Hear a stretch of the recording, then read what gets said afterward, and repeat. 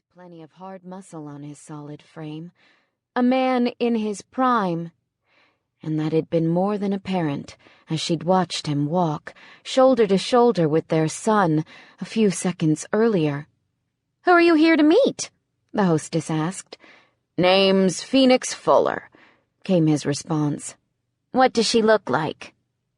"I'm not sure these days," he said, and Phoenix winced. Her shoulder-length dark hair wasn't bad. It was thick, probably her best asset. Her hazel eyes weren't unattractive either. She didn't feel she was ugly, but the scars on her face would be new to him. She hadn't had those when she went to prison.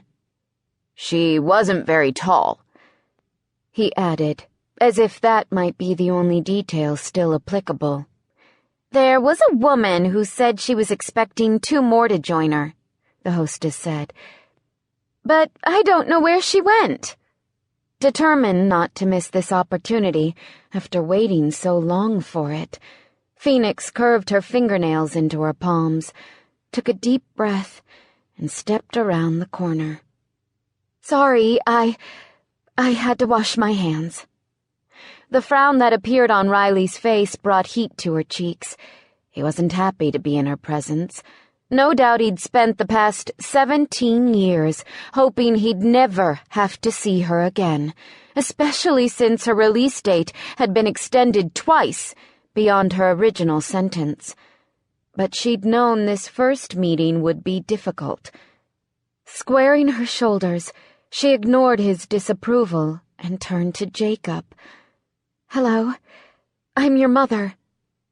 She'd practiced saying those words so many times and still almost choked up. Only by sheer will did she manage to retain control. "You can call me Phoenix, though. If that feels more natural to you, I don't expect—" Her tongue seemed so thick and unwieldy, she could hardly speak. "I don't expect you to do anything you don't want to do. Not when it comes to me." He seemed surprised she'd throw that out there right away, but she also thought she detected a slight lessening of the tension gripping his body, so she extended her hand. "It's very nice to meet you. Thank you for coming. I hope this restaurant is okay. Just like Mom's was always a favorite of mine when I lived here, so I hoped maybe it'd still be popular." Jacob glanced at his father before shaking his head. "Hello," he mumbled, but wouldn't quite look her in the eye.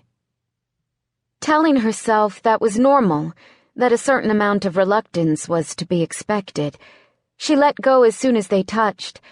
She didn't want him to notice how badly she was trembling. "Are you folks ready to sit down?"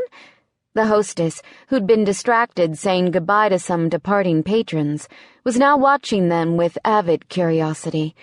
She probably figured out that this was the Phoenix Fuller everyone had been talking about, the one who'd been convicted for running down a rival with her mother's old Buick just before graduating from high school.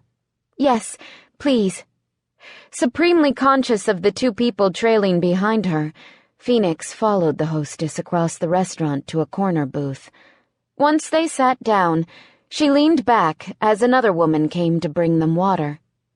"You can have anything you want," she told Jacob as he opened the menu. It was too soon to mention that, but she was nervous, and she'd worked so hard in the weeks before she was released to be able to provide this meal. She really wanted him to enjoy it. "I like the Belgian waffle with the ice cream and strawberries." Grateful he'd chosen something rather celebratory and elaborate, she smiled. "Then you can have it." Belatedly, she realized that his father should have a say in the matter. It wasn't a healthy meal, and she held absolutely no power in Jacob's life, so she appealed to Riley. "If that's okay with your father." Once Riley had given his permission, she dropped her gaze. It was easier not to look at him. If she could have invited Jacob on his own, she would have. The emotions she felt where her son was concerned were poignant enough. Adding his father to the mix just complicated an already complex